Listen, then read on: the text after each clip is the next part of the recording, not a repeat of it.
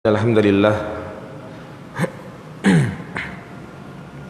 nahmaduhu wa nasta'inuhu wa nastaghfiruh wa na'udzu billahi min shururi anfusina wa min sayyiati a'malina may yahdihillahu fala mudilla lahu wa may yudlil fala hadiya lahu asyhadu an la ilaha illallah wahdahu la syarika lahu wa ashhadu anna Muhammadan abduhu wa rasuluhu la nabiyya ba'dah.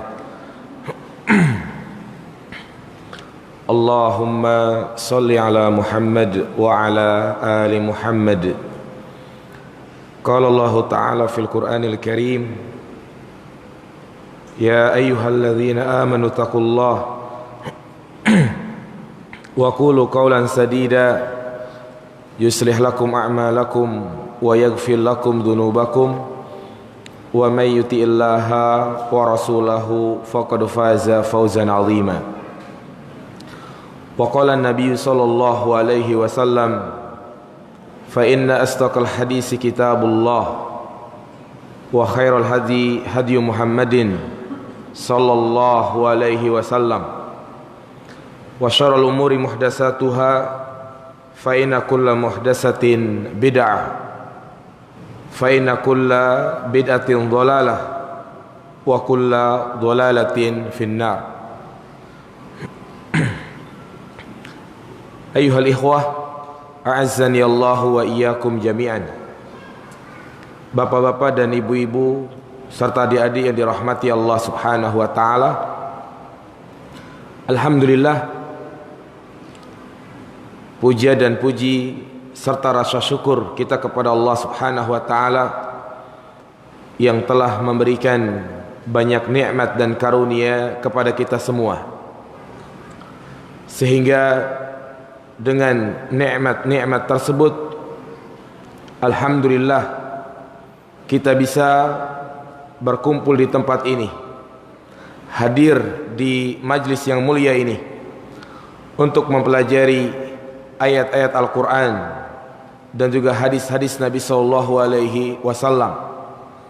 Yang ini menjadi kewajiban kita sebagai seorang muslim untuk mempelajari Al-Quran dan Al-Hadis, sehingga apabila seseorang betul-betul memahami dan mengerti dan juga mengamalkan apa yang ada di antara keduanya, niscaya dia menjadi orang-orang yang bahagia. Dia tidak akan tersesat baik di dunia maupun di akhirat.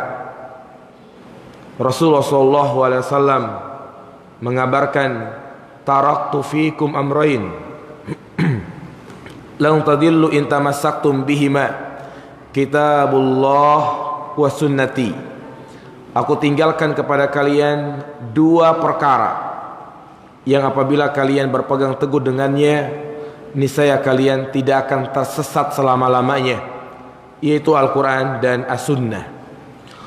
Oleh karenanya jamaah sekalian, sebaik-baik ilmu yang wajib untuk kita pelajari adalah ilmu yang di dalamnya disampaikan qala Allah wa qala Rasulullah. Seperti dikatakan oleh Imam Asy-Syafi'i, al-ilmu ma fihi qala Allah wa qala haddatsana. Ilmu itu yang disampaikan di dalamnya tentang firman Allah Subhanahu wa taala. Ketika dia menetapkan suatu hukum, ini wajib, sunnah, ini perintah, ini larangan, ini ketetapan, khabar, semua itu tidak bisa hanya omong kosong belaka, tetapi harus betul-betul ada pedoman, ada dasarnya, yaitu Al-Quran dan As-Sunnah. Seperti biasa, di pekan yang kedua ini kita membahas sebuah kitab, buku yang dikarang oleh Al-Ustadz Yazid bin Abdul Qadir Zawas tentang prinsip-prinsip akidah Ahlus Sunnah wal Jamaah. Dan pembahasan kita yaitu pada halaman ke-51 Yang ada bukunya silahkan dibuka, tentang iman kepada Allah Subhanahu wa ta'ala.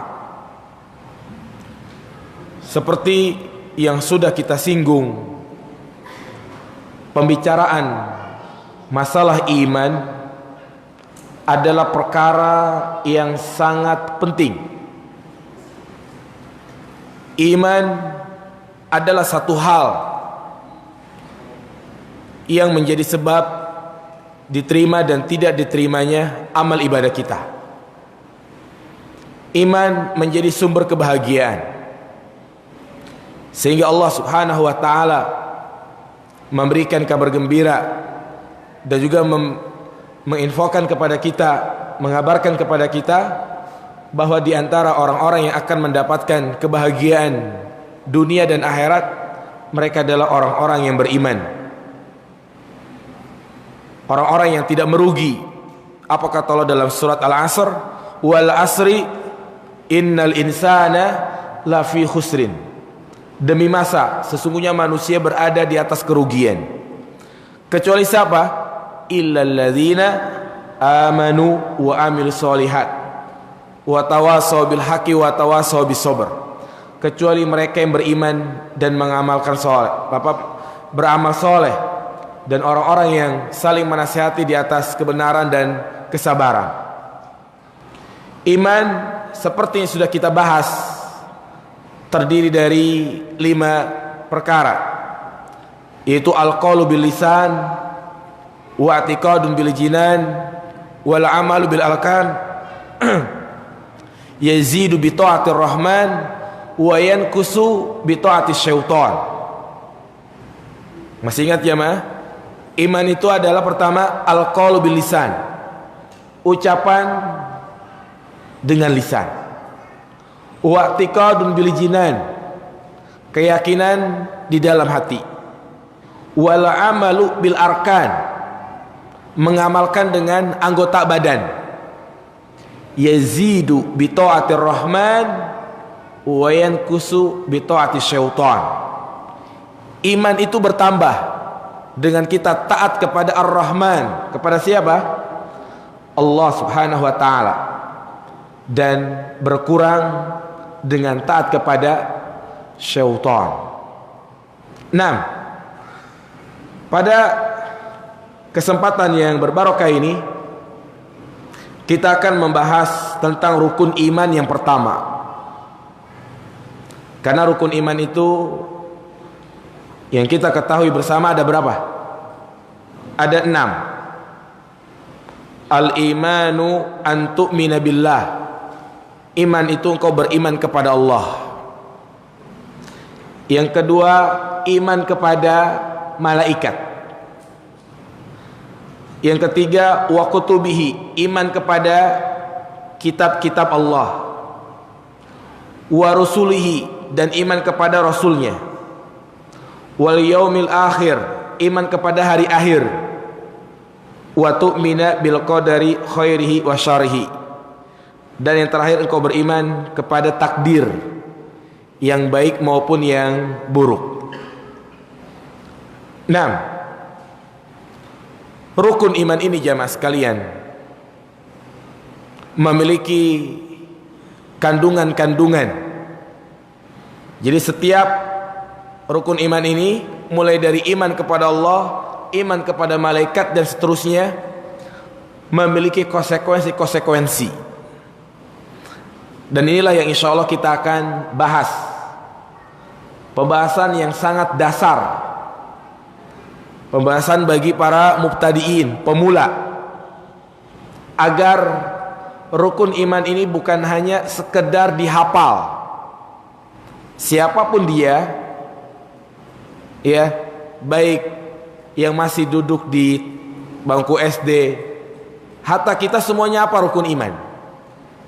Tetapi yang menjadi pertanyaan, apakah kita sudah mengerti kandungan-kandungannya, konsekuensi-konsekuensinya, apa saja kandungan iman kepada Allah dan apa saja konsekuensinya, apa saja kandungan iman kepada malaikat, malaikat jumlahnya ada berapa, apa saja tugas-tugas malaikat, nama-nama malaikat yang wajib untuk kita ketahui, bagaimanakah sifat-sifatnya.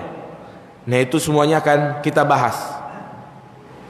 Kemudian juga iman kepada kitab-kitabnya. Kitab-kitab apa saja yang wajib kita imani? Ya, kitab-kitab apa saja yang diturunkan oleh Allah dari langit, dan masih banyak kandungan-kandungan yang lainnya. Maka yang pertama yang akan kita bahas adalah tentang iman kepada siapa? Kepada Allah. Ya, apa saja konsekuensi dan kandungan kita beriman kepada Allah Subhanahu wa ta'ala. Kita baca apa yang disampaikan oleh pengarang di sini.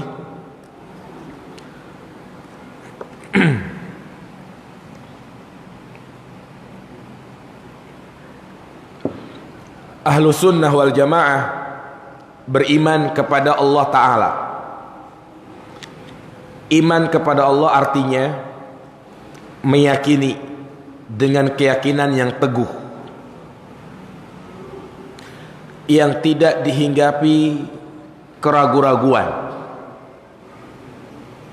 Jadi ini iman al-yakin at-tam, keyakinan yang sempurna tanpa ada syak, keraguan-raguan. Ya, bahwa Allah Ta'ala adalah Rabb segala sesuatu dan yang menguasainya.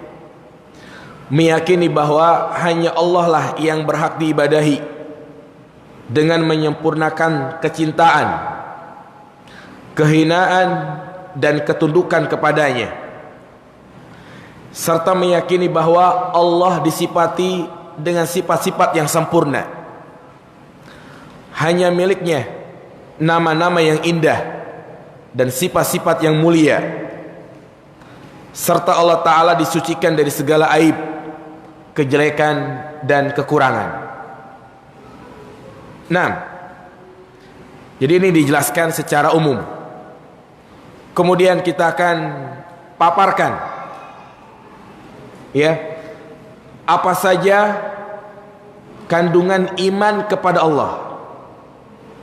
Jadi kita beriman kepada Allah bukan hanya beriman akan adanya Allah. Ya. Makanya yang pertama, kandungan yang wajib untuk kita yakini, yaitu mengimani akan keberadaan, wujudnya Allah Subhanahu wa ta'ala. Ini kandungan yang pertama. Kita wajib mengimani, meyakini, percaya 100%, keyakinan yang sempurna tanpa ada keraguan bahwa Allah itu ada, walaupun kita tidak mampu melihatnya. Karena memang manusia mustahil bisa melihat Allah di dunia. Ahlu sunnah wal jamaah meyakini bahwa Allah itu hanya bisa dilihat di mana? Di akhirat, di surga, bagi orang-orang yang beriman. Adapun di dunia tidak ada. Siapapun dia yang mengaku-ngaku melihat Allah, baik di dalam mimpinya maupun dalam keadaan dia sadar, maka ini pengakuan yang batil. Jangankan kita, Nabi kita saja Muhammad sallallahu alaihi wasallam, para nabi dan rasul, mereka adalah orang-orang yang mulia. Mereka tidak ada satupun yang melihat Allah. Nabi Musa ketika meminta ingin melihat Allah, enggak mampu. Demikian pula pada peristiwa Isra Mi'raj, Rasulullah tidak melihat Allah. Yang dilihat hanyalah cahaya.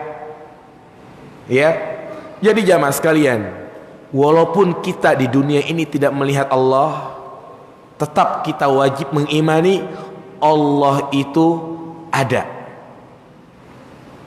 Ya, Dan nanti kita akan bahas ketika kita ditanya di manakah Allah itu berada, fis sama, Allah itu berada di atas langit, bersemayam di atas arasy-Nya.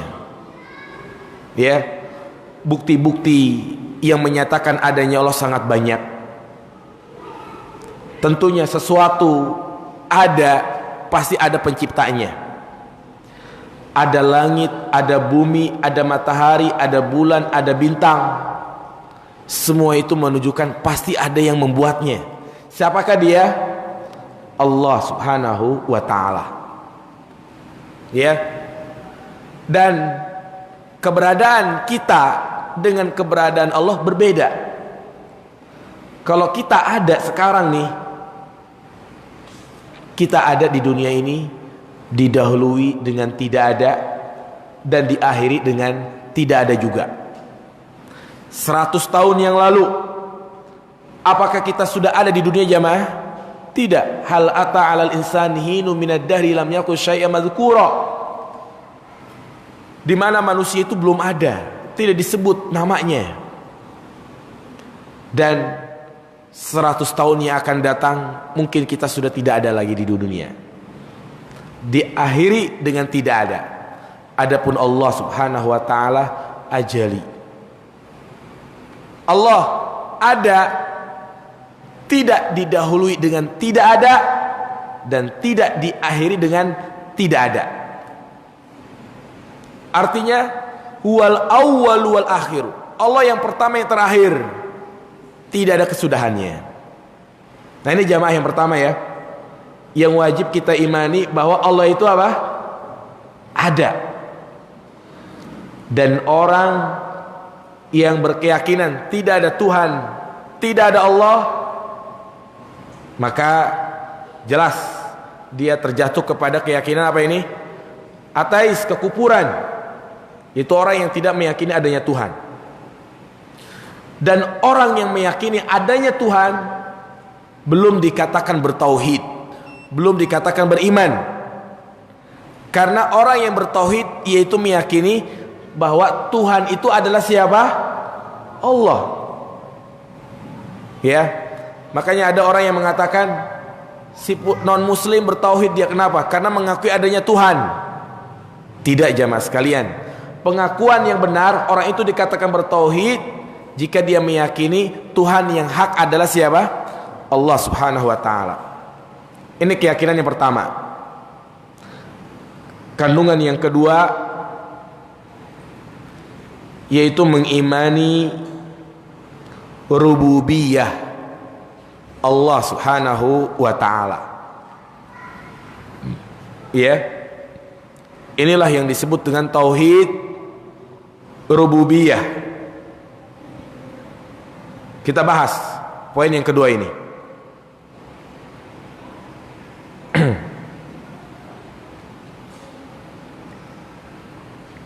Nah, tauhid rububiyah. Apa yang dimaksud dengan mengimani Allah dalam hal rububiyah?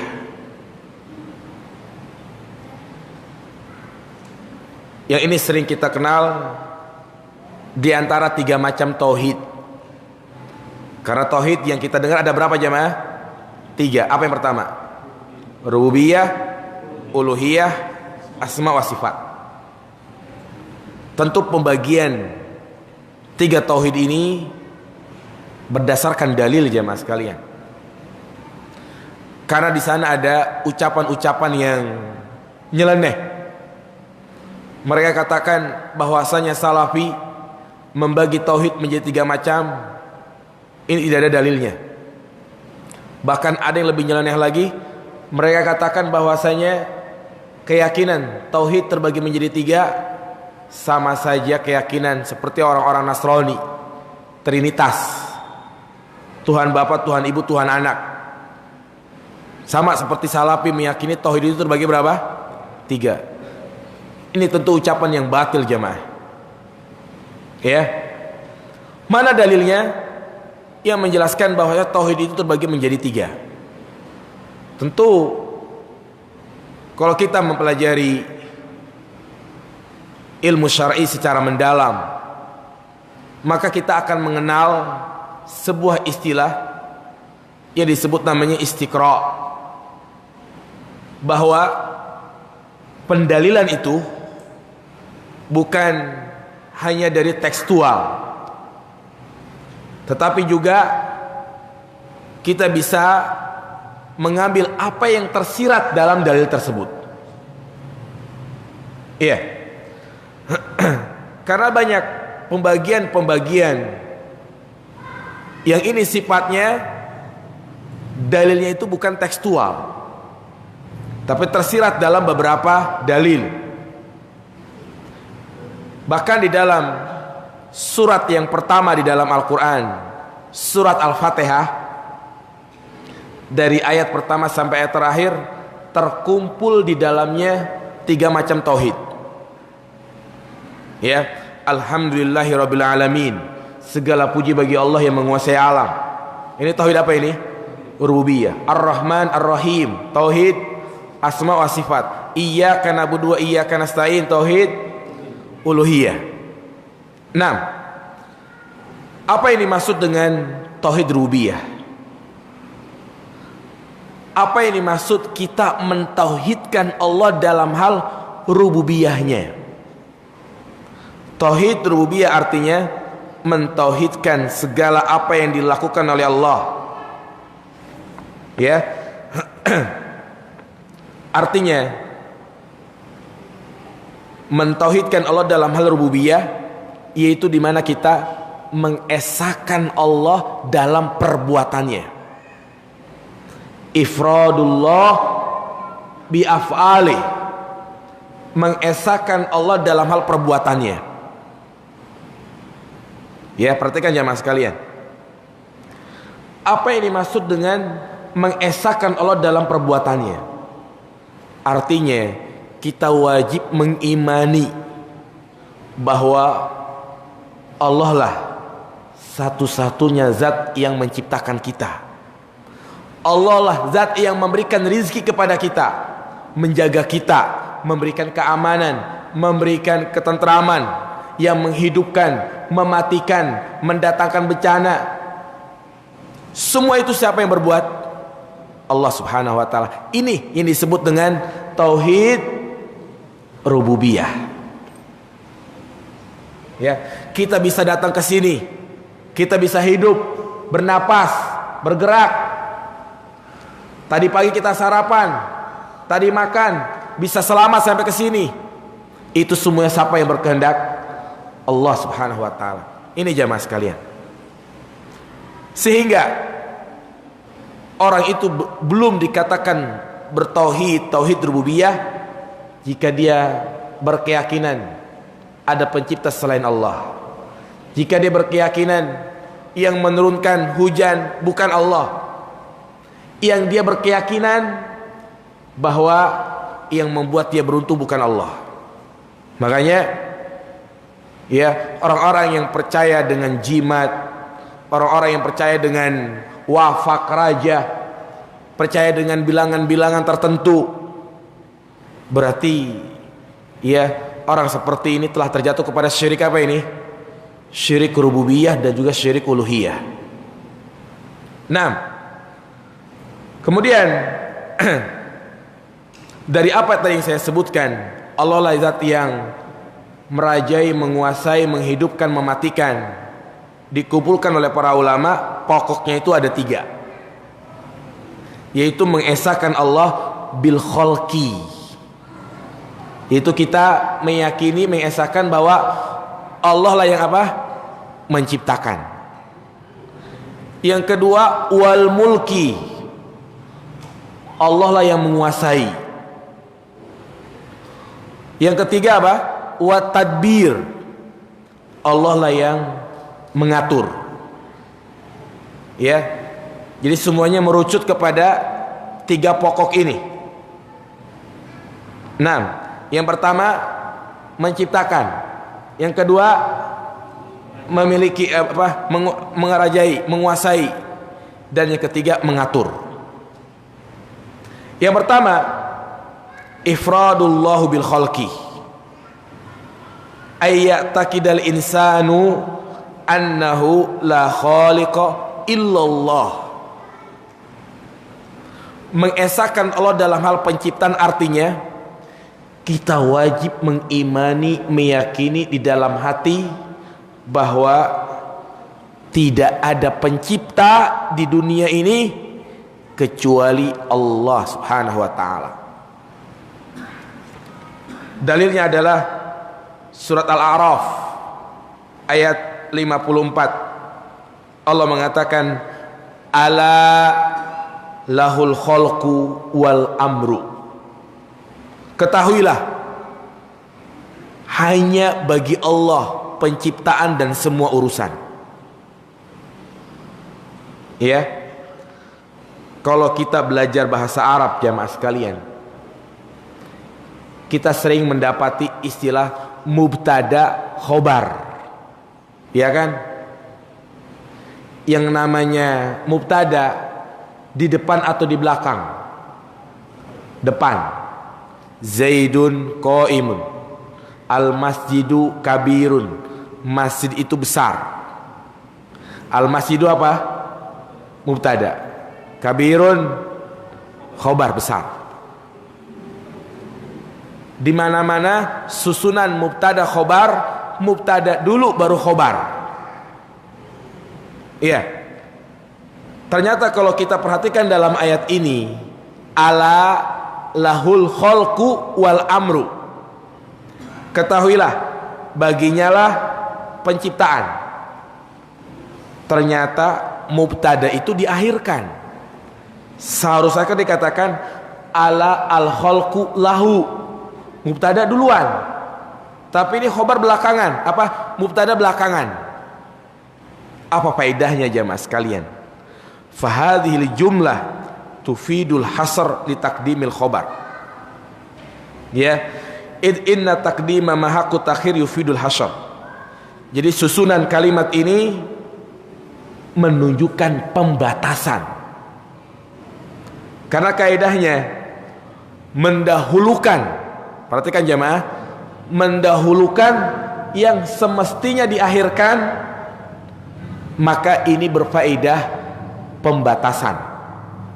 Apa maksud pembatasan? Hanya Allah lah yang mencipta, tidak ada yang lain. Ya, pembatasan hanya Allah lah yang menciptakan alam ini. Hanya Allah lah yang menciptakan dunia ini. Tidak ada yang lain. Makanya orang itu jatuh kepada syirik. Yang pertama, dia meyakini adanya pencipta selain Allah, dan yang kedua dia meyakini ada pencipta itu Allah, tapi dia meyakini ada lagi selain Allah. Jadi pahami jemaah? Iya. Makanya mendahulukan yang seharusnya diakhirkan, ini betul-betul pembatasan. 6. Ala lahul khalqu wal amru. Jadi ini kaidah penting yang perlu dicatat. Taqdimu ma haqqu takhir yufidul hasar. Ya, mendahulukan sesuatu yang seharusnya diakhirkan berfaedah apa? Pembatasan. Ya. Catat di kaidah-kaidah seperti ini. Pokoknya mendahulukan sesuatu yang seharusnya diakhirkan, ini memiliki faedah pembatasan. Sama seperti iyyaka na'budu wa iyyaka nasta'in. Yang pernah belajar bahasa Arab, setiap kata kerja pasti membutuhkan pelaku dan objek. Pelaku dan objek, fa'il maf'ul bih, ya kan? Yang namanya maf'ul bih, objek itu yang pertama atau terakhir? Terakhir. Zaid makan nasi, mana objeknya? Nasi. Tapi kalau ternyata ada maf'ul yang seharusnya diakhirkan tapi di awal, iyyaka na'budu wa iyyaka nasta'in, berarti ini berfaedah apa ini? Pembatasan. Hanya Allah lah yang wajib untuk kita sembah. Ya. Nah, wa qala ta'ala, dan dalam ayat yang lain yaitu surat Fatir ayat 3 Allah berfirman, hal min khaliqin ghairullah yarzuqukum minas sama'i wal ard.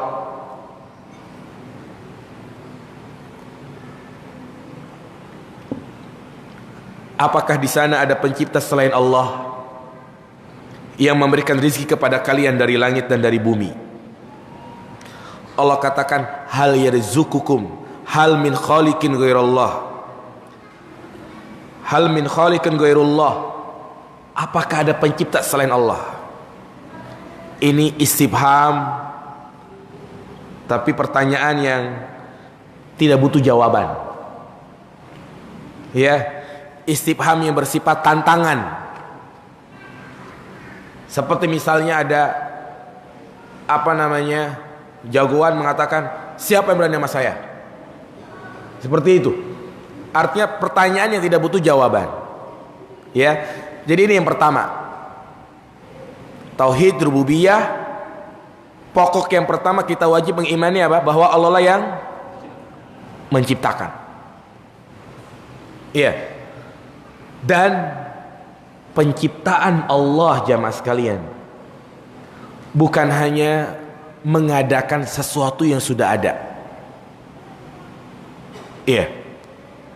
Tetapi Allah menciptakan sesuatu yang tadinya belum ada. Kalau menciptakan sesuatu yang sudah ada gampang. Tetapi Allah Subhanahu wa taala menciptakan sesuatu yang tadinya tidak ada menjadi ada. Antum dulu ada enggak? Tidak ada, menjadi ada. Langit bumi dulu tidak ada, menjadi ada. Dan Allah Subhanahu wa taala bukan hanya menciptakan, tapi menjaga yang sudah ada. Bumi berapa tahun jamaah? Siapa yang jaga? Allah Subhanahu wa taala. Bahkan Allah adalah zat yang merencanakan penciptaan tersebut, yaitu semuanya terencana dalam Lauhil Mahfuz 50.000 tahun sebelum penciptaan langit dan bumi. Kita semuanya sudah direncanakan akan ada di dunia ini, lahir tanggal sekian, tahun sekian, dan akan wafat tahun sekian-sekian. Itu semuanya sudah direncanakan di mana? Di Lauhil Mahfuz.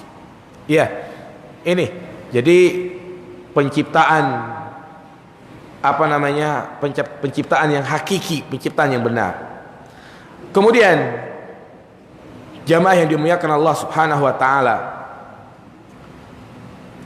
bagaimana dengan ungkapan-ungkapan dalam ayat-ayat yang lain yang kalau kita lihat bahwa ternyata di sana ada pencipta selain Allah. Seperti firman Allah Subhanahu wa taala dalam surat Al-Mu'minun ayat 14. Allah mengatakan, fatabarakallahu ahsanul khaliqin. Fatabarakallahu ahsanul khaliqin. Maha berkah Allah, maha suci Allah, sebaik-baik pencipta. Kata-kata sebaik-baik pencipta berarti di sana ada apa? Kita katakan si fulan adalah sebaik-baik penuntut ilmu. Berarti menunjukkan kepada kita ada siapa? Ada penuntut ilmu yang lain. Nah, demikian pula ketika Allah katakan Allah ada sebaik-baik pencipta, berarti ada pencipta yang lain. Surat apa tadi? 6. Dan juga sabda Nabi kepada orang-orang yang menggambar makhluk bernyawa di dunia. Nih, yang kerjaannya melukis, yang kerjaannya desain grafis tapi gambar orang. Hati-hati nih. Apa kata Allah Subhanahu wa taala nanti pada hari kiamat? Ahyu ma khalaqtum. Hidupkan apa yang kalian ciptakan. Hidupkan yang kalian gambar, yang kalian buat, yang kalian ciptakan. Berarti hadis ini menunjukkan kepada kita ada pencipta selain siapa? selain Allah. Paham gak ini maksudnya nih? Jadi kita ketahui dalam ayat, dalam hadis menunjukkan ada pencipta selain Allah. Bagaimana kita menjawab tentang dua dalil tadi? Kita jawab jamaah sekalian. Fahadha laisa khalqan hakikiyah. Fahadha laisa khalqan hakikotan. Ya, ayat-ayat dan hadis-hadis yang saya baca tadi itu bukan menunjukkan penciptaan yang hakiki. Walaysa ijadan ba'da adam. Penciptaan yang dilakukan oleh manusia bukan menciptakan dari yang tidak ada menjadi ada. Bal huwa tahwilu lisyai'in min halin ila halin. Tetapi penciptaan manusia itu hanya bersifat mengubah satu keadaan menjadi keadaan yang lain. Sekali lagi, manusia menciptakan bukan mengadakan sesuatu yang tidak ada menjadi ada, tetapi manusia menciptakan sesuatu yang ada menjadi ada, hanya mengubah keadaan. Wa aidan laisa syamilan, dan tidak mencakup semuanya. Bal mahsurun bima yatamakkanul insanu minhu, akan tetapi hanya terbatas kemampuannya saja. Wa masurun bidairatin dhayiqah, hanya terbatas ruang lingkup yang sempit. Ya, manusia bisa bikin mobil, bisa menciptakan mobil. Apakah ujug-ujug dia bilang mobil datang, kun payakun, datang mobil, seperti itu? Tidak, tapi ada kerangka-kerangkanya. Pintu mobil terbuat dari apa? Dari besi. Besi terbuat dari apa? Barang tambang, ya kan? Artinya merubah yang tadinya ada, dirubah menjadi rupa yang lain. Masjid, manusia bisa menciptakan masjid seperti ini. Tentu bukan menciptakan, tapi hanya menggabung-gabung benda yang ada. Ya, manusia bisa bikin HP, tentu dari benda-benda yang sudah ada digabung-gabung. Nah, ini kalau manusia. Tapi kalau Allah Subhanahu wa taala, penciptaannya hakiki, dari yang tidak ada menjadi ada. Langit, bulan, bintang, semuanya tadinya tidak ada menjadi ada. Iya. Ini ya. Yang pertama, mengesahkan Allah dalam hal apa? Penciptaan. Yang kedua tadi apa yang kedua? 6. Wa amma ifradullah bil mulki. Yang kedua, kita wajib mengesahkan Allah dalam hal kepemilikan, kekuasaan. Ya. Fa anna taqida annahu la yamlikul khalqa illa khaliquhum. Kita wajib meyakini bahwa tidak ada yang memiliki yang diciptakan kecuali yang menciptakan. Artinya Allah adalah satu-satunya zat yang memiliki, menguasai, merajai. Ya, sebagaimana Allah mengatakan dalam surat Ali Imran ayat 189, Allah mengatakan walillahi mulkus samawati wal ard. Bagi Allah kerajaan, kepunyaan langit dan bumi. Ya. Dan juga Allah mengatakan dalam surat Al-Mu'minun ayat 88, Kul man biyadihi malakutu kulli syai. Katakanlah, siapakah yang memiliki segala sesuatu? Ya. 6. Kemudian jamaah sekalian, bagaimana dengan dalil-dalil yang menyatakan bahwasanya yang memiliki itu bukan hanya Allah? Sama seperti dalil tadi kan, yang menciptakan bukan hanya Allah. Nah sekarang juga ternyata kita dapat di dalam ayat yang memiliki itu bukan hanya Allah. Seperti misalnya surat Al-Mu'minun ayat 6. Ya, Al-Mu'minun ayat 6 tentang bolehnya seorang laki-laki melampiaskan syahwat kepada istrinya atau kepada budak wanita yang dia miliki. Allah mengatakan illa ala azwajihim aw ma malakat aymanuhum fa innahum ghairu malumin. Ya, kecuali atas istri-istri mereka atau budak-budak yang mereka miliki, maka itu tidak tercela. Artinya boleh laki-laki melampiaskan syahwatnya kepada kedua orang ini, istrinya atau kepada budak wanita yang dia miliki. Kalimat malakat aimanuhum berarti menunjukkan bahwa yang memiliki itu bukan hanya Allah. Manusia juga apa? Memiliki sifat memiliki. Ya. Maka dijelaskan di sini jamaah sekalian. Naam, manusia juga bisa memiliki. Tetapi kepemilikannya itu tidak hakiki. Adapun kepemilikan Allah itu sifatnya hakiki. Manusia memiliki mulkun mahdud, la yasmalu illa syai'an yasiran min hadil mahlukat. Manusia memiliki sesuatu sifatnya terbatas. Presiden dikatakan dia menguasai negeri ini, dia memiliki negeri ini. Apakah dia bisa serta-merta mengambil tanah kita? Tidak. Mau nggak mau dia harus apa? Bayar dulu gitu kan. Ya. Nah, fal insanu yamliku ma tahta yadi. Manusia memiliki hanya apa yang ada di tangannya saja. Wala yamliku ma tahta yadi ghairi. Tidak bisa memiliki apa yang ada di tangan selainnya. Wa kadza huwa mulkun qasir min haitsul wasfi. Fal insanu la yamliku ma indahu tamamul mulki. Wa lihada la yatasarrafu fihi ila al hasabi ma udhina lahu fi syar'an. Manusia memiliki sesuatu tapi sifatnya tidak bebas. Contoh, kita punya mobil, beli 250 juta. Itu punya kita.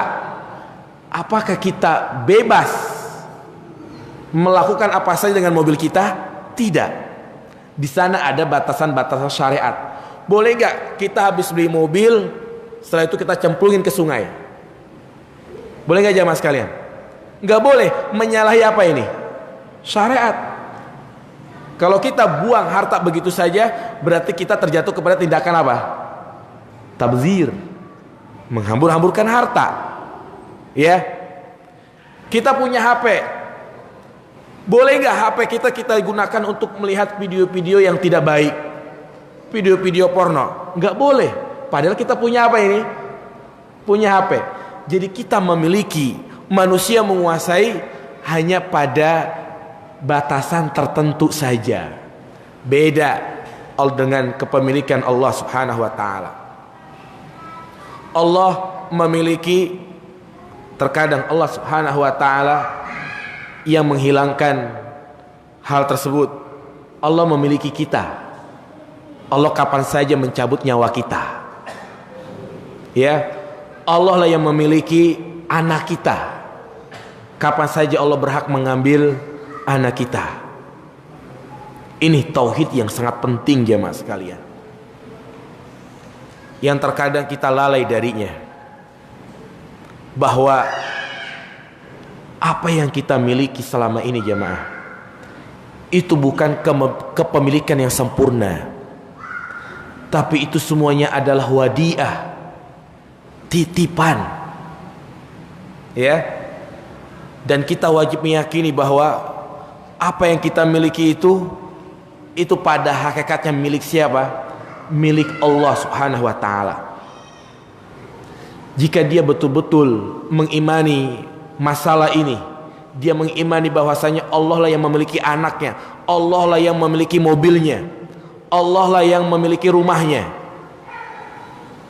Apapun yang terjadi berupa kehilangan kendaraan, ditinggal mati oleh anaknya, maka orang yang beriman tidak akan tertimpa rasa kesedihan. Sedih sifatnya hanya sementara, karena dia yakin bahwa itu semuanya adalah apa jemaah? Titipan.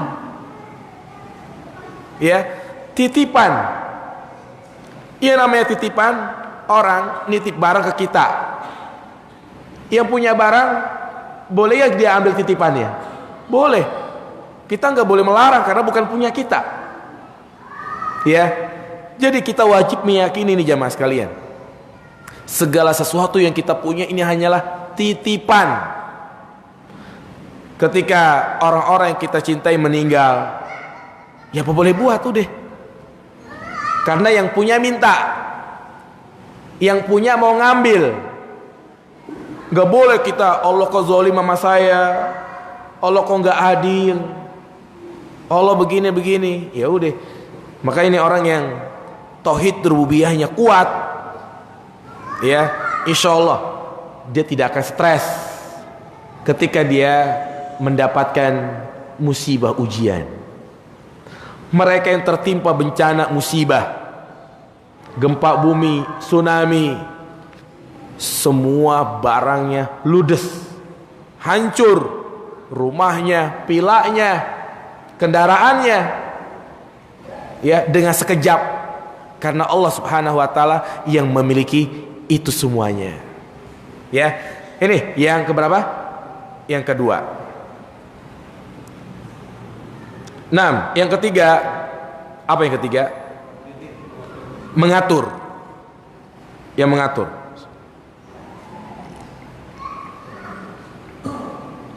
Fahuwa ayat takidal insanu annahu la mudabbira illallah wahdah. Ya, syukur.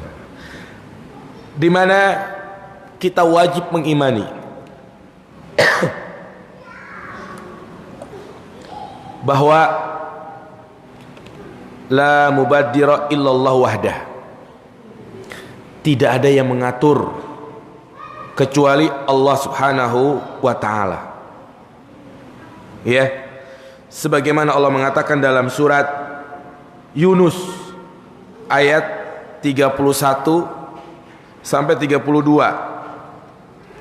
Qul man yarzuqukum minas sama'i wal ard amman yamliku as-sama wal absara wa may yukhrijul hayya minal mayyit wa yukhrijul mayyita minal hayy wa may yudabbirul amra fasayaquluna Allah faqul afala tattaqun.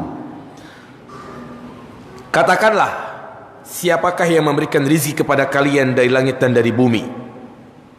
Siapakah yang menguasai pendengaran, penglihatan? Dan siapakah yang mengeluarkan yang hidup dari yang mati? Wa yukhrijul mayyita minal hayy, dan yang mengeluarkan kematian dari kehidupan. Wa may yudabbirul amra, dan siapakah yang mengatur alam ini? Mereka pasti mengatakan siapa? Allah. Fadzalikumullahu rabbukumul haq, itulah Rabb kalian yang benar. Fama ba'dal haqqi illa dhalal, maka tidak ada setelah kebenaran kecuali kesesatan. Ayat ini juga selain menjelaskan bahwa Allah adalah satu-satunya zat yang mengatur, ayat ini secara tegas, secara jelas menunjukkan Allah mengatakan apa? Fama ba'dal haqqi illa dhalal, tidak ada setelah kebenaran kecuali apa? Kesesatan. Menunjukkan kepada kita al-haq, kebenaran hanya satu. Kebenaran hanya satu.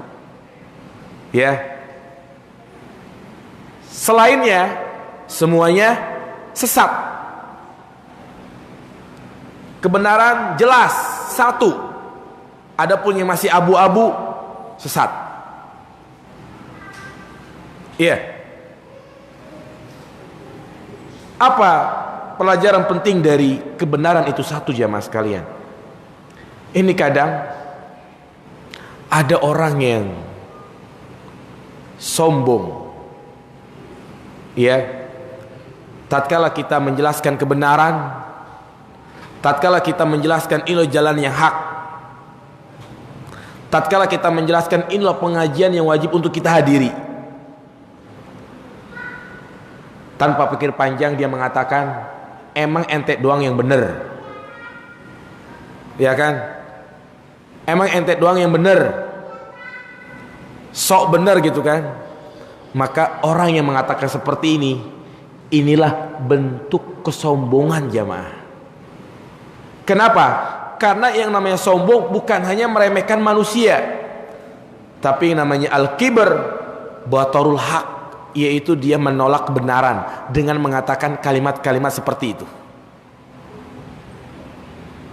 Artinya, walaupun orang mengatakan, ya, emang ustadz ente tok yang bener, emang kajian kalian doang yang bener, emang seperti ini jamaah sekalian. Atau kita jangan merasa, oh iya ya, masa sih saya doang, yang lainnya enggak. Yakin, kebenaran itu cuma satu. Orang yang mengatakan seperti itu, dia tidak percaya dengan sabda Nabi SAW bahwa umat Islam ini akan terpecah belah menjadi berapa golongan?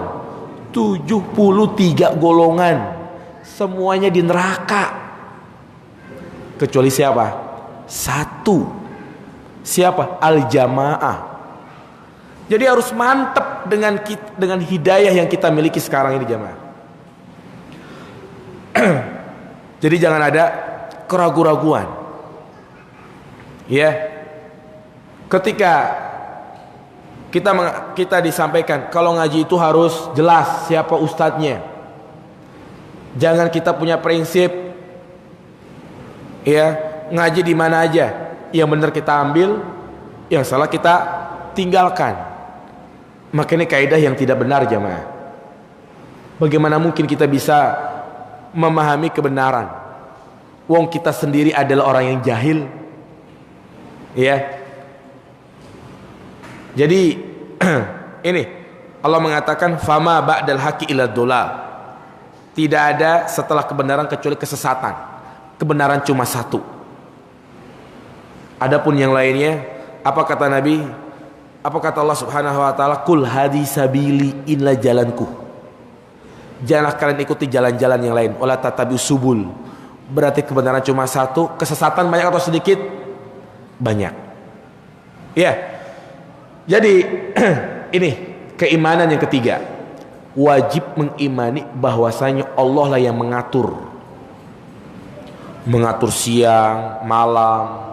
Orang ini umurnya sekian, rezekinya berapa, semuanya Allah yang ngatur, ya.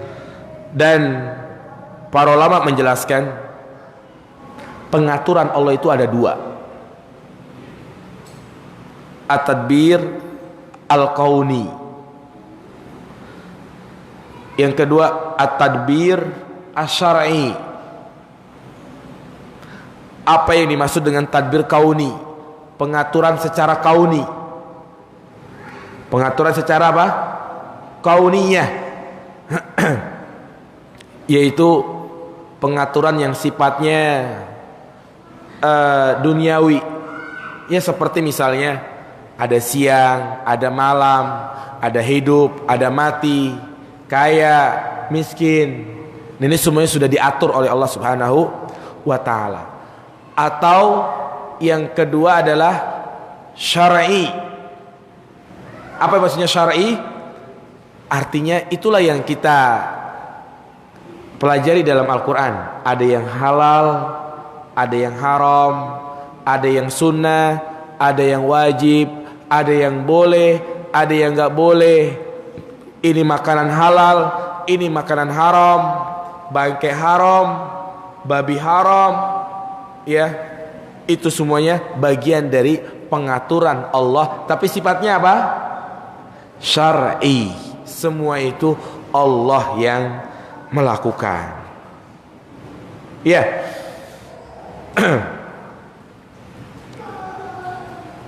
Nah ini ya, yang pertama tauhid rububiyah. Ini bagian yang kedua ya. Jadi yang pertama tadi kita kandungan iman kepada Allah. Yang pertama apa jemaah? Mengimani keberadaan Allah. Yang kedua mengimani rububiyah. Yang ketiga ini yang akan kita bahas, yaitu mengimani dalam hal uluhiyah. Ya, mengimani dalam hal uluhiyah. 6 jamaah sekalian.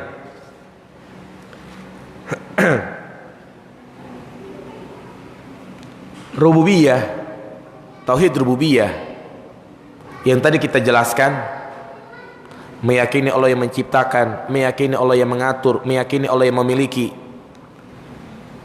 Ini belum bisa memasukkan seseorang ke dalam Islam. Keyakinan-keyakinan yang berkaitan dengan tauhid rububiyah belum bisa, belum sempurna orang itu dikatakan bertauhid. Tetapi kesempurnaan tauhid itu dengan dia merealisasikan yang kedua, yaitu tauhid uluhiyah. Orang-orang kafir Quraisy jemaah sekalian, mereka dikatakan kafir, berarti keluar dari Islam. Mereka pun meyakini Allah itu yang menciptakan. Ketika mereka ditanya, ya, man khalaqas samawati wal ard, la yaquluna Allah. Mereka pasti menjawab, siapakah yang menciptakan langit dan bumi? Mereka menjawab siapa? Allah. Tetapi keyakinan ini belum memasukkan dia ke dalam agama Islam. Kenapa? Karena mereka tidak memenuhi tauhid yang kedua, yaitu tauhid uluhiyah. Ya, makanya ini yang kedua, pembahasan yang paling penting dari pembahasan yang pertama, tauhid rububiyah, mengesahkan Allah dalam hal ibadah. Fal mustahaqqu lil ibadati huwallah. Yang paling berhak diibadahi hanyalah siapa? Allah subhanahu wa ta'ala. Allah mengatakan dalam surat Luqman ayat 30, dzalika bi anna Allahu wal haq wa anna ma yad'una min dunihi al batil. Dialah Allah, Rabb yang hak, dan apa yang disembah selain Allah adalah batil. Ya, ini mengesahkan Allah dalam hal ibadah. Inilah tauhid yang betul-betul wajib untuk kita ketahui. Tauhid yang wajib untuk kita pelajari. Apa kata Allah subhanahu wa ta'ala? Fa'lam annahu la ilaha illallah. Ketahuilah bahwasanya tidak ada ilah yang berhak diibadahi kecuali Allah. Tauhid yang pertama kali kita pelajari. Sebelum kita belajar yang lainnya, maka tauhid dulu yang kita pelajari. Sebelum kita mengajarkan anak-anak kita les bahasa Inggris, bahasa Arab dan yang lainnya, ajarkan yang pertama ini, tauhid uluhiyah. Beribadah hanya kepada Allah subhanahu wa ta'ala. Tauhid inilah yang menentukan orang itu masuk surga atau masuk neraka. Ya, makanya pembahasan yang sangat penting tauhid uluhiyah. Dan kitab yang sangat bagus sekali untuk antum pelajari yang berkaitan dengan tauhid uluhiyah ini adalah, mungkin dari dasar itu khud akidatak, kemudian usul salasah, kemudian lanjut ke kitab tauhid yang dikarang oleh Syekh Muhammad bin Abdul Wahab. Makanya kalau saya punya saran jamaah sekalian, ya, bagi antum yang mengadakan kajian-kajian begitu kan, maka kalau bisa, ya, kajian kita itu membahas sebuah kitab yang kecil, Jadi kan kalau sekarang kita kebanyakan kajiannya itu apa? Tematik ya kan? Judul ini gitu kan. Maka kalau bisa mungkin kalau kita manggil ustadz dari luar, minta untuk bahas satu kitab kecil. Misalnya satu pertemuan bahas kitab Khud Aqidatak, atau mungkin dari pagi sampai sore bikin daurah bahas kitab Usul Salasah. Jadi kita kupas tuh semuanya tuh, ya. Atau mungkin kalau ada ustadznya bisa 3 bulan sekali gitu kan, berarti setiap dia datang mungkin bahas kitab ini. Dan ini alhamdulillah sudah banyak dijalankan oleh sebagian teman-teman kita yang ada di Surabaya, yang ada di Jogja. Jadi supaya kita betul-betul taksil, ya betul-betul taksil. Dan ini juga yang biasa dilakukan oleh pelajar-pelajar yang ada di Madinah, yang ada di Unaiza, yang ada di Riyadh. Jadi momen-momen tertentu, misalnya liburan, daurah 3 hari, 1 hari bahas kitab itu sampai habis. Ya, mungkin kita nggak tahu kitabnya, ustadznya yang tahu kitabnya, karena mereka lebih mengetahui tentang kitab apa yang cocok untuk dibahas pada satu pertemuan. Misalnya kitab pembatal keislaman yang dikarang oleh Syekh Muhammad bin Abdul Wahab ada, atau Qawaidul Arba, itu kan cuma tipis ya, 4 kaidah bahas. Dan kalau bisa pembahasannya fokus. Nah itu jamaah sekalian, ya seperti di Madinah kemarin, ya saya sempat lihat. Jadi satu syekh bahas, misalnya bahas fikih, usul fikih, ya, atau usul hadis, misalnya bahas Baikuni. Nah ini bagus. Jadi di satu pertemuan satu, sehingga berbekas apa yang kita pelajari, ya. Nah, jadi ini jamaah sekalian, pentingnya tauhid uluhiyah. Tauhid inilah yang menentukan seorang masuk surga dan masuk neraka. Dan tauhid inilah yang diperjuangkan oleh Nabi sallallahu alaihi wasallam dan diperjuangkan oleh nabi-nabi sebelumnya. Nabi Nuh alaihi salam, beliau berdakwah ratusan tahun. Nabi Musa, Nabi Ibrahim, dan nabi-nabi yang lainnya, mereka berdakwah hanya satu, yaitu mengajak manusia agar mereka beribadah kepada Allah subhanahu wa ta'ala. Nabi berdakwah di Mekah selama 13 tahun, hanya satu ini, mengajak manusia beribadah kepada Allah subhanahu wa ta'ala. Ya, makanya apakah negeri kita, masyarakat kita masih butuh tentang pelajaran ini jamaah? Masih butuh nggak jamaah? Masih butuh. Bahkan ini perkara yang yang sifatnya penting. Kenapa? Walaupun negeri kita mayoritas dikatakan muslim, di dunia mayoritas muslim yang terbanyak adalah negara kita. Makanya orang Arab kalau ketemu sama kita, masya Allah, muslim katsir, muslim banyak di Indonesia, ya.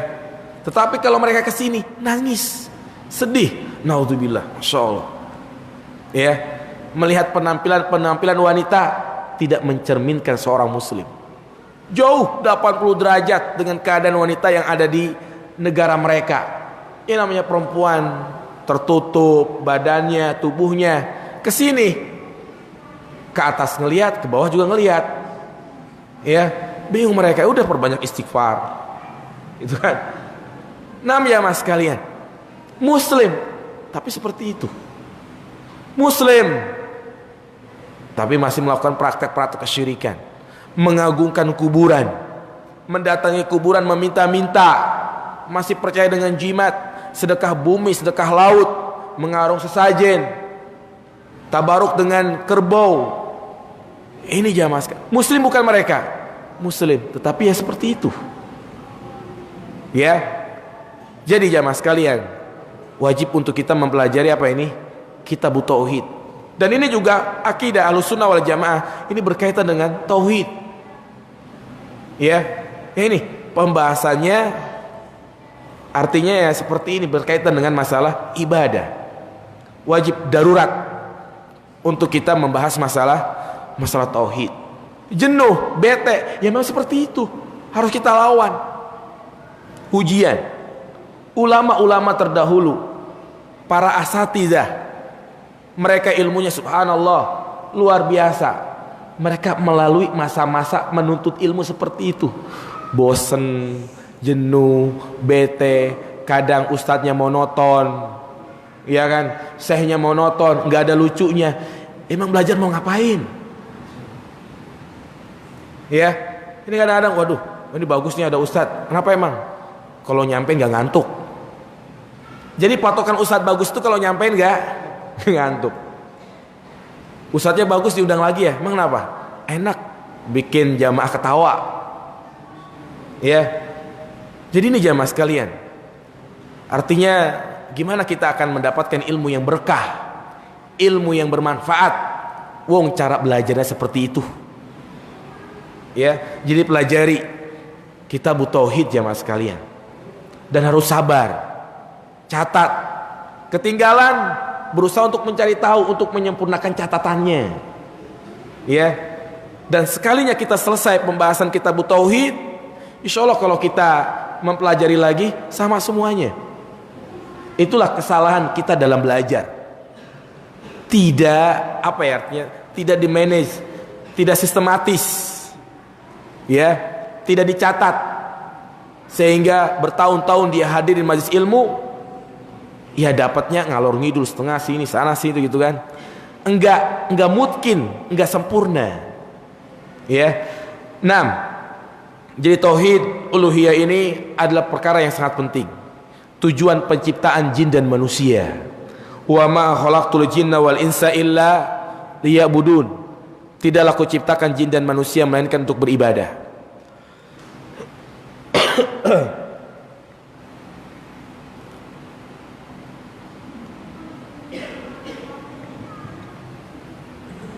Iya. Dan tauhid uluhiyah ini merupakan pesan pertama kali yang disampaikan Rasulullah kepada Mu'ad bin Jabal, sahabat yang mulia yang Allah utus untuk berdakwah ke Yaman. Dan sebelum beliau mengutus Mu'ad, apa pesan yang pertama kali disampaikan? Faltakun awwala ma tad'u ilaihim, atau awwalu ma tad'uhum syahadatu alla ilaha illallah. Ya, jadikan yang pertama kali engkau serukan kepada manusia adalah asyhadu alla ilaha illallah, yaitu tentang tauhid uluhiyah. 6. Jadi apa tadi pengertian tauhid uluhiyah? Mengesahkan Allah dalam hal ibadah. Apa yang dimaksud dengan ibadah? Ya. Karena kalimat ibadah banyak kita dapat di dalam Al-Quran. Iyyaka na'budu wa iyyaka nasta'in. Na'bud, ibadah. Ibadah. Wal ibadatu tutlaqu ala syai'ain. Ibadah itu ada dua makna. Yang pertama, at-tazallul bi fi'li awamirihi wa ijtinabi nawahi mahabbatan wa ta'ziman. Ketundukan yang sempurna kepada Allah Subhanahu wa taala. Iya. Ketundukan yang sempurna kepada Allah Subhanahu wa taala. Bi fi'li awamiri. Dengan apa? Melaksanakan perintahnya, menjauhi larangannya, mahabbatan wa ta'zima, dengan penuh kecintaan dan pengagungan. Kecintaan dan pengagungan. Jadi ketundukannya itu betul-betul dengan penuh rasa cinta dan pengagungan. Ini arti ibadah, ketundukan yang sempurna.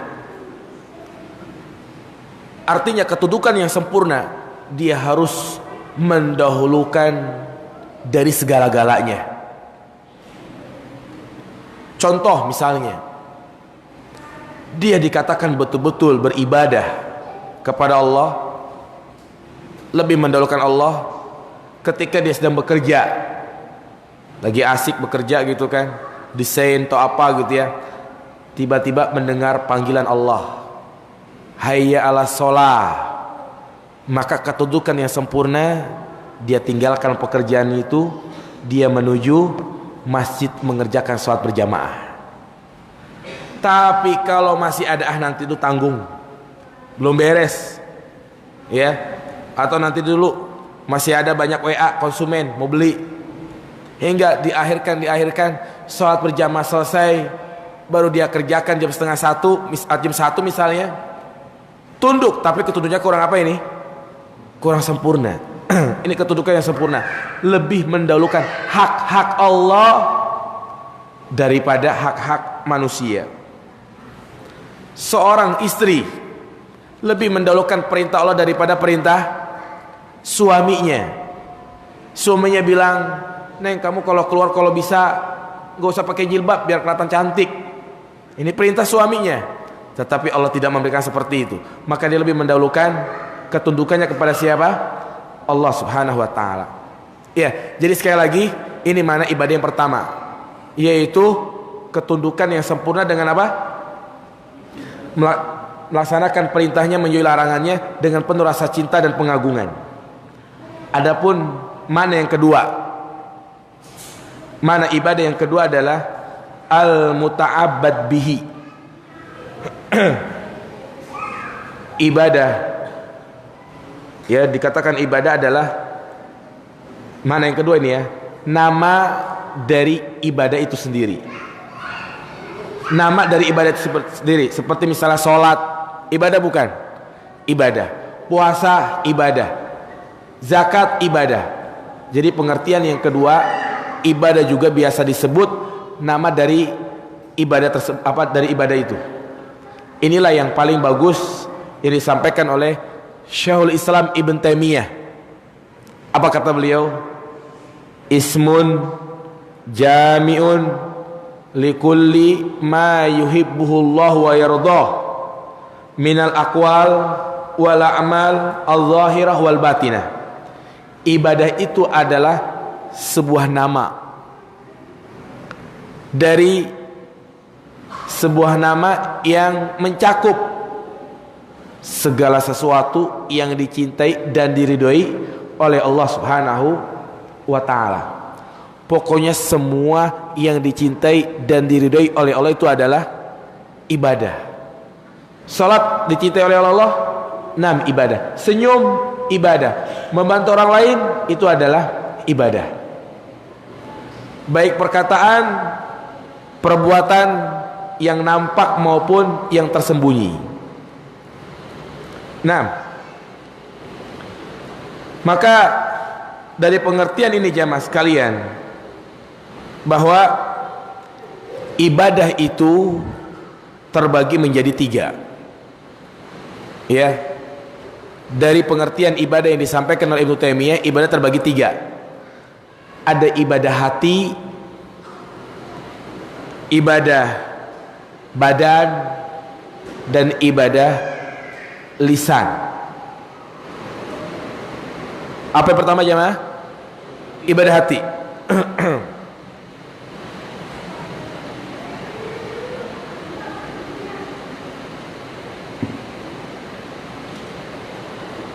Ibadah hati, badan, lisan. Artinya kita bisa melakukan perbuatan-perbuatan yang bernilai ibadah bukan hanya dengan anggota badan kita, tetapi juga bisa dari mana? Hati kita dan dari lisan kita. Ibadah hati contohnya apa jemaah? Takut, al-khauf, roja. Apa roja? Berharap. mahabbah, cinta. Kemudian tawakal. Tawakal tempatnya di mana? Di hati. Ya, yakin Allah adalah tempat menyandar. 6. Jadi ini ibadah hati. Tawakal, takut, cinta, roja, bahkan juga benci. Benci itu semuanya adalah amalan hati. Maksudnya apa benci? Benci yang dibenarkan adalah benci karena Allah. Takut jamaah sekalian. Orang yang takut kepada selain Allah, takut kepada syaitan, maka nah ini dia telah terjatuh kepada kesyirikan. Ya, takut, tawakal, menyandarkan nasibnya kepada jimat, kepada wafak, raja, maka berarti dia telah terjatuh kepada kesyirikan. Kenapa? Karena yang seharusnya dia tujukan kepada Allah, tapi dia tujukan kepada selain Allah subhanahu wa ta'ala. Banyak orang yang kadang-kadang melewati pohon harus merunduk, harus permisi, punten, ya kan? Jadi ya ini ibadah hati. Semua itu harus ditujukan kepada Allah. Yang kedua ibadah badan. Banyak seperti sholat, sujud, ruku, semuanya berkaitan dengan badan. Ibadah lisan, ya seperti misalnya kita mengucapkan Alhamdulillah, Allahu Akbar. Ini semuanya adalah ibadah-ibadah lisan. Makanya dari 3 perkara ini jamaah sekalian, orang itu bisa terjatuh kepada kesyirikan dengan 3 ini juga. Orang bisa menjadi orang yang bertauhid dengan 3 perkara ini. Sebaliknya, orang itu bisa jatuh kepada kesyirikan dengan 3 ini. Makanya ada syirik hati, syirik lisan, syirik anggota badan.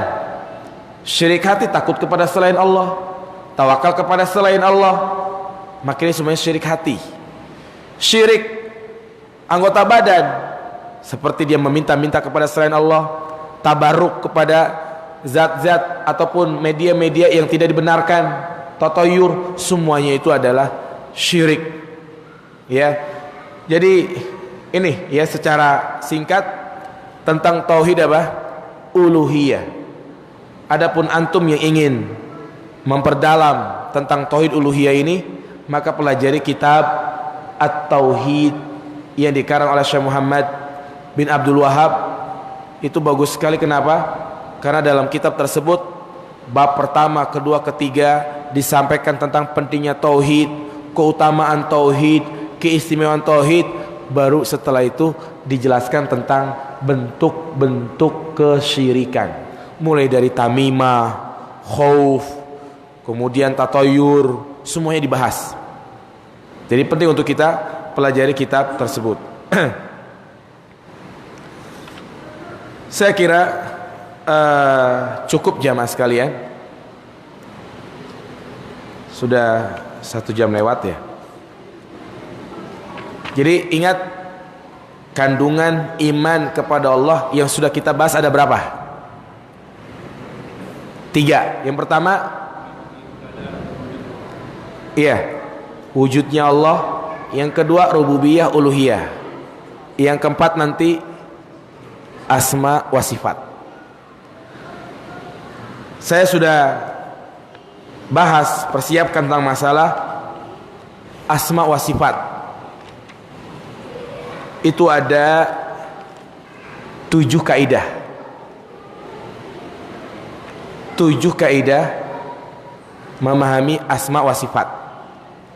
Kalau di buku ini disebutkan hanya ada 2. Yang ada bukunya ada di halaman 56. Ya.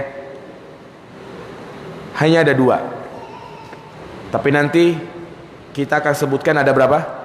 Ada 7. Ya. Bagaimana kita memahami tauhid asma wa sifat. 7 kaidah ini Saya ambil dari kitab Lum'atul I'tiqad dan juga kitab Aqidah Al-Wasithiyah, Aqidah Tahawiyah, dan kitab-kitab yang lainnya. Iya. Barangkali cukup mungkin di antara jamaah. Jika ada yang mau bertanya, bapak-bapak dan ibu-ibu silakan. Mungkin bisa tulisan atau langsung. Silakan, Pak.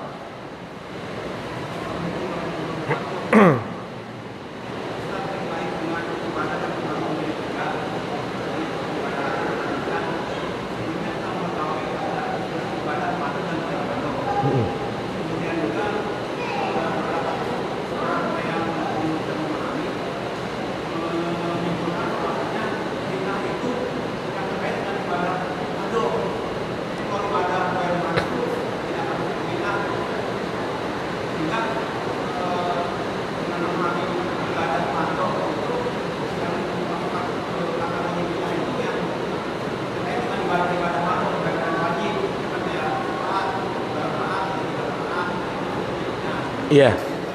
Terus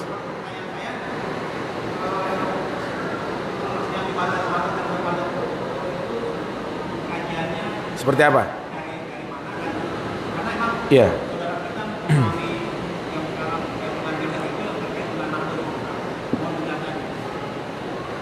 Ketika dia mengatakan seperti itu, Bapak sempat balik nanya enggak? Apa contoh bid'ah ghair mahdoh?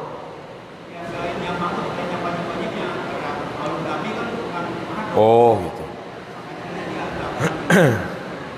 Nah, ibadah ya dari sisi yang lain itu emang ada dua. Ada ibadah mahdoh, ada ibadah ghair mahdoh. Apa itu ibadah mahdoh? Adalah ibadah yang tata caranya sudah diatur, ketentuannya sudah diatur, seperti sholat, mulai dari waktunya, tempatnya, tata caranya, sebabnya, semua sudah diatur. Ini ibadah apa? Mahdoh. Kalau ibadah ghair mahdoh adalah ibadah yang tidak ditentukan tata caranya, waktunya tidak ditentukan, kapan saja boleh. Seperti apa contohnya? Silaturahim. Silaturahim ibadah. Kapan kita boleh silaturahim jamaah? Kapan aja boleh. Berbakti kepada orang tua, ibadah apa ini? Ghair mahdoh. Kita berbakti sama orang tua enggak harus datang ke rumahnya, telepon, kirim duit, berangkatin haji, umroh. Ini ibadah ghair mahdoh. 6. Perkataan mereka bid'ah itu ada dalam ibadah ghair mahdoh, ya, yang mereka contohkan itu adalah seperti maulid, Isra Mi'raj. Justru dia itu mengada-ngadakan. Saya tadi katakan ibadah ghair mahdoh adalah silaturahim, ada dalilnya, ya kan? Berbakti kepada kedua orang tua, ada dalilnya. Sekarang maulid, Isra Mi'raj dan yang lainnya, tanya ada dalilnya enggak? Itu aja cukup. Kalau memang ada dalilnya, kita boleh laksanakan. Ya, inilah yang menjadi kesalahan. Makanya kita katakan bidah itu ada dua. Ada bidah hakikiyah, ada bidah apa? Idhofiyah. Bidah hakikiyah yaitu adalah bid'ah yang memang asal usulnya nggak ada. Asal usulnya nggak ada. Maulidun Nabi. Apakah Nabi kita Muhammad SAW setiap tahun merayakan hari ulang tahunnya? Pernah nggak dengar jamaah? Sahabat, tabiin? Nggak ada. Makanya justru ini yang menjadi pertanyaan buat mereka. Coba datangkan satu saja, tidak ada. Dan antum jangan terkecoh. Kadang mereka membawakan hadis-hadis. Itu banyak waktu kemarin musim Maulid itu yang nanya, "Ustaz, ini saya dapat hadis ini, hadis ini, hadis ini." Semuanya palsu, maudhu. Ya. Nah, kemudian juga tadi seperti Isra Mi'raj gitu kan. Nah, ini namanya bidah hakikiyah. Ada lagi bidah idofiyah. Bidah idofiyah itu artinya dari satu sisi ada dalilnya, tapi dari sisi yang lain tidak ada dalilnya. Membaca Yasin pada malam Jumat, setiap malam Jumat baca Yasin, ini namanya bidah idofiyah. Dari satu sisi ada dalilnya, yaitu apa? Baca Al-Quran. Tetapi menghususkan membaca Yasin pada malam Jumat, ini tidak ada dalilnya. Ya, jadi intinya itu jamaah sekalian yang kita jawab, bahwa kalau mereka katakan ya sebagaimana ibadah goir mahdo itu kita bisa leluasa melakukannya tanpa ada terikat dengan sebab dan yang lainnya, itu memang ada dalilnya. Ya, begitu jamaah. Ibu-ibu, silakan mau bertanya.